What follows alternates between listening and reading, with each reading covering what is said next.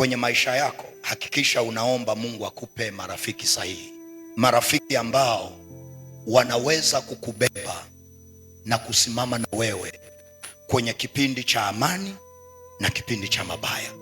Na kuna mtu unasema mimi na marafiki na marafiki, lakini ili ujue una marafiki, pita kwenye kipindi kigumu, ndio utaelewa kwamba ulikuwa na marafiki au ulikuwa na viatu.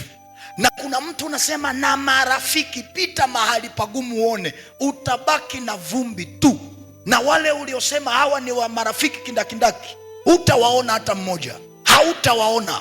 Na changamoto tulionayo leo ni namna ya kumtambua rafiki wa kweli na rafiki mnafiki, kwa sababu wote wanakuja na tabasamu. Rafiki mnafiki anacheka na rafiki wa kweli anacheka. Usipoomba maombi Mungu afungue macho yako ya rohoni uweze kuwatambua nani ni nani, kuna mahali utaumia sana. Baada ya kuvunjwa moyo na yule uliyemjua ni rafiki, atakuacha kwenye kipindi kigumu, utabaki na machozi. Na mimi nakuombea, ikiwa kwenye maisha yako kuna marafiki wanafiki wameingia, Mungu akutenge nao kwa jina la Yesu, na akupe marafiki sahihi watakaosimama na wewe kwenye raha na kwenye taabu katika jina la Yesu.